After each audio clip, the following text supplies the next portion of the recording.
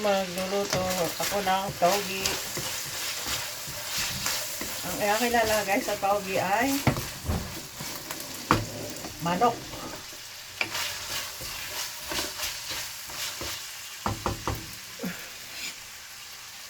Ito yung aking taugi.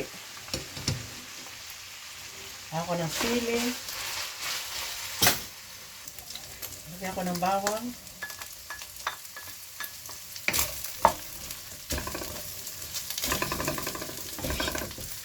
Sibuyas. Sili. Nakulati yung verde. Maglagyan ko ng oyster sauce.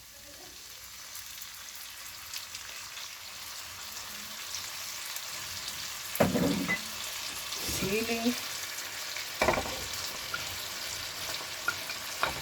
Samahin ko na yung siling verde, siling pula.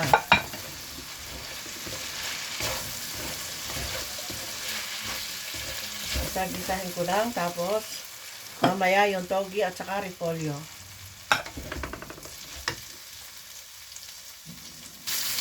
Lagyan ko din siya ng toyo.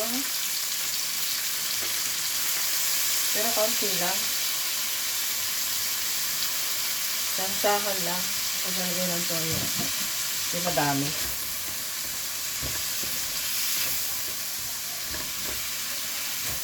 Lagyan ko na repolyo.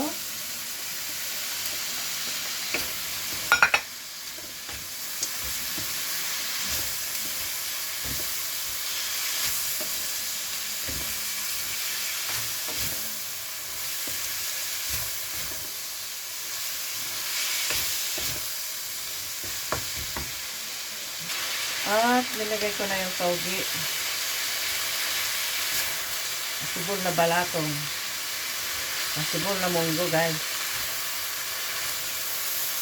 Kasi yung taugi madaling maluto.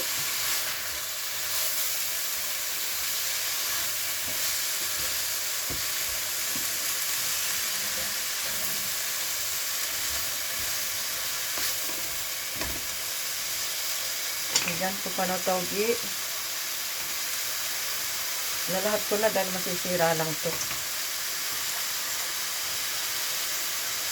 Dahil hirap lang haluin. Itong taugi madaling masira. Kaya kailangan lutuin na rin. Ito na guys, luto na. Nilaan natin ng konting asin.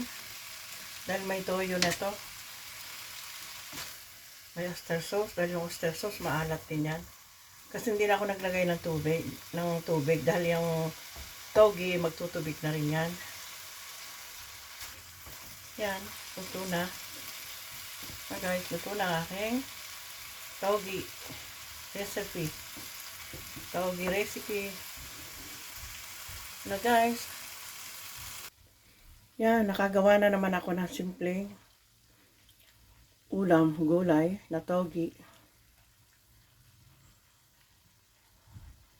Simple lang to guys.